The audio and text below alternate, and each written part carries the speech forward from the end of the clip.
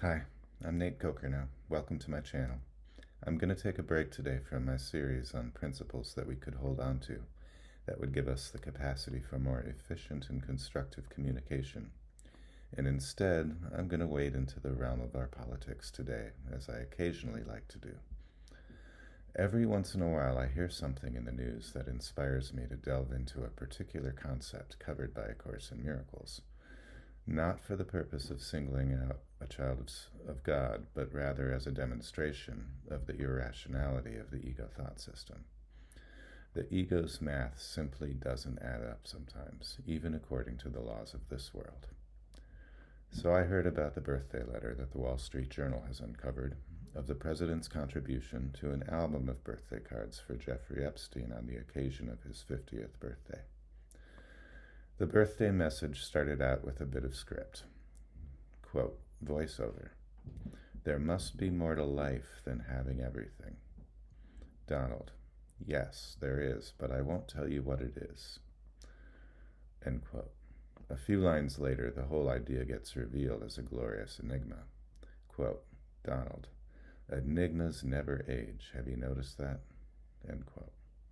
And the line that follows seems to indicate that whenever someone discovers the secret to having more than everything, that it should be kept a secret. Again, as an ACIM student, I am taught that my salvation depends on seeing no one, including Donald Trump, as outside of the family of God. Why? Because that too is mathematically impossible, according to the same basic principle. Donald could be viewed as the dumping ground for the collective to project their own sins onto. Now stay with me just a second more. I'm not twisting this into a narrative that places Donald as the victim either. He has certainly done the math wrong himself, and when he imagined that more than everything is a thing at all, he has invited all these projections himself by ambitiously seeking greater acclaim in the eyes of the public over the past few decades. The first miracle principle, which is in the first lines of ACIM, states, quote, the first principle of miracles is that there is no order of difficulty among them. One is not harder or bigger than another. They are all the same, end quote. Donald Trump's words may be useful as a teaching device in this moment, in that he is a figure that is almost universally known. But this principle clearly states that comparisons of one person's supposed sins with another's is itself a tool of the ego. The reasonable explanation for why we should not compare one sin to another is that, according to the laws of the universe, sin isn't real, and therefore all of those sins never happened at all. It's like comparing a 0 written in Aptos font size 12, which I typically use, with a 0 written in billboard sized in neon, crazy neon light. 0 is still 0. Truth is true. Anything that is not true is simply false. Nothing that is untrue can be more or less untrue than any other thing that is untrue. They're all just simply untrue. 0 is 0, and there are no degrees to 0. So yes, this can be read as a defense of the figure that we all know as Donald Trump, although at the same time it is a critique of his reasoning skills. The Course uses the phrase, more than everything, 4 times, and there is a 5th example where the 2 words are very close together. I'm including them all here today so that we can use this incident as a teachable moment to help us to better understand the unbreakable laws of the universe. Here's the first one, which comes from lesson 155 in the workbook. Quote, we walk to God. Pause and reflect on this. Could any way be holier or more deserving of your effort, of your love, and of your full intent? What way could give you more than everything, or offer less and still content the Holy Son of God? We walk to God. The truth that walks before us now is one with Him, and leads us to where He has always been. What way but this could be a path that we would choose instead? End quote. In this passage, he seems to be pointing at the simple logical fallacy written into the phrase, more than everything. That everything implies all inclusiveness, and so there's no room in the word everything for the addition of any more. It was already in there as implied by the word everything. And also, in defense of this individuated soul of Donald Trump, who is included in the totality of the sonship, removing him would make the whole incomplete. Here's the second quote from chapter 29 of the text. Quote, "No one who comes here but must still have hope, some lingering illusion or some dream that there is something outside of himself that will bring happiness and peace to him. If everything is in him, this cannot be so, and therefore, by his coming, he denies the truth about himself and seeks for something more than everything, as if a part of it were separated off and found where all the rest of it is not. This is the purpose he bestows upon the body, that it seek for what he lacks and give him what would make himself complete." End quote. This passage seems to me to be referring to the insatiable appetite of the ego, because the ego is mistaken and believes the concept more than everything is logical and therefore attainable. It does have ambitions to acquire the impossible. At the same time, it acknowledges that we have the capacity to have everything and still feel a sense of lack. I have certainly seen this demonstrated by people with far more material resources than I, as they jealously hide their vast fortunes in strange vaults called offshore accounts and other such things. But they wouldn't be doing this if they weren't at least somewhat paranoid of losing some of what they've acquired, which means they clearly believe in lack. God knows that we have everything because, as a child of God, we quite literally are everything, just as God is. If we're one with God and all of the sonship, more and less seem like just abstract concepts that have no bearing on reality at all, and therefore shouldn't be given a moment's thought. Here's the next quote, also from the text. Quote, "An empty space that is not seen as filled, an unused interval of time not seen as spent and fully occupied, becomes a silent invitation to the truth to enter and to make itself at home. No preparations can be made that would enhance the invitation's real appeal. For what you leave is vacant, God will fill, and where he is, there must the truth abide. Unweakened power, with no opposite, is what creation is. For this there are no symbols. Nothing points beyond the truth, and what can stand for more than everything.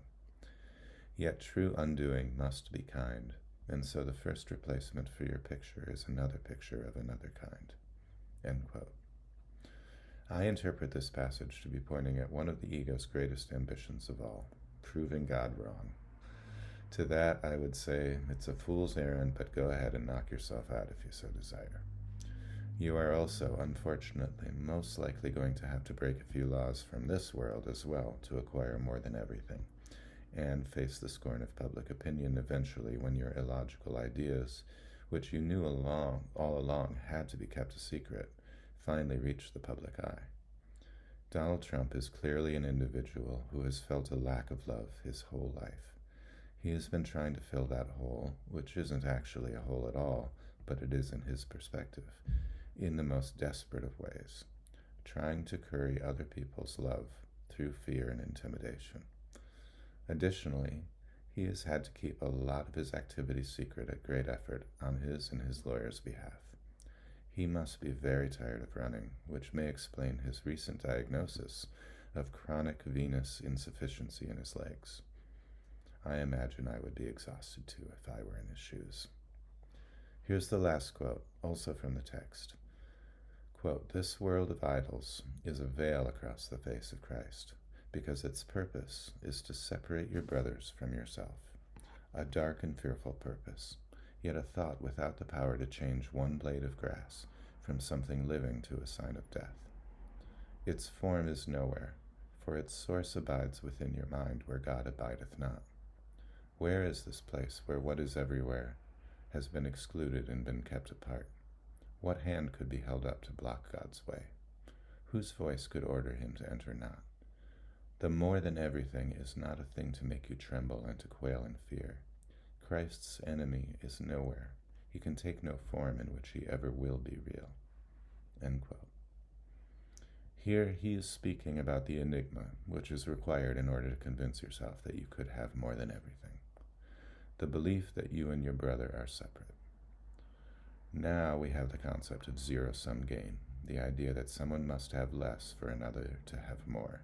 And here we have the logic of capitalism written out in plain view. Except that the whole equation breaks the laws of the universe yet again. How could it not? It's like butting your head against a wall that's called reality, and despite all of your friends saying you can't break through, you insist on trying again and again. If anyone out there believes that Donald is a truly happy and content person, please comment below. I'd love to hear why you think so, but I don't. I think he's one of the least happy people out there because he is more fearful, because he has more to lose than just about anyone, and he's always been just a razor's edge away from losing it. Quote, "You look upon each holy instant as a different point in time. It never changes.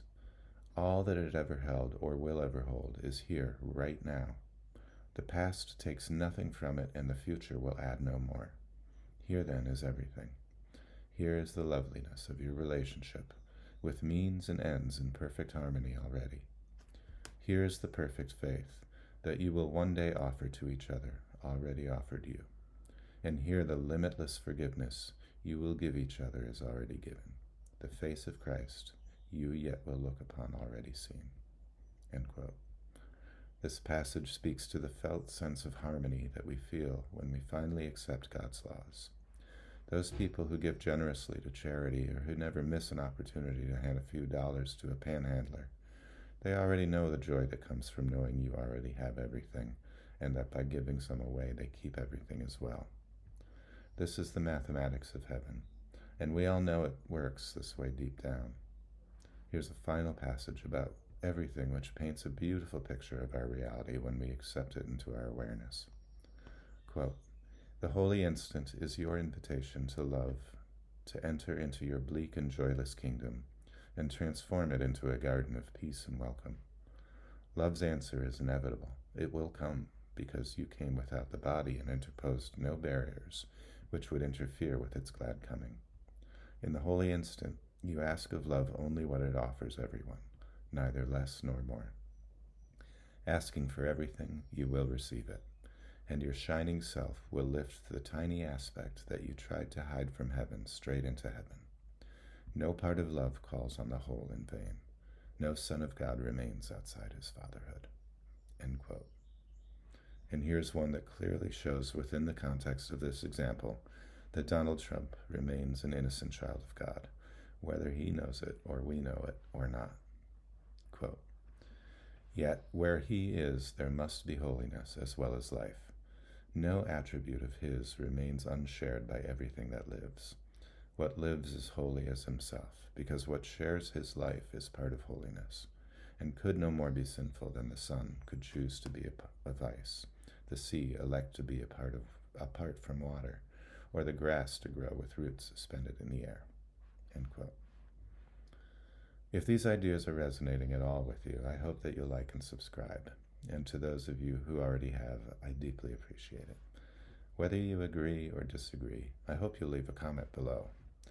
I know that these are pretty unpopular ideas at this moment in time, perhaps because the ego thought system is especially activated at times like these, when the appearance of injustice is rampant in the world, and the finger-pointing is much more attractive an activity than forgiveness is. But judging anyone as less than holy isn't going to lead us to the salvation that we seek. Forgiveness of the world is the one and only solution to all the problems and challenges presented by the world. The sooner this becomes a popular prescription, the sooner we can get on with the business of enjoying our inheritance from God, which, if you haven't figured it out, is everything. Have a beautiful day.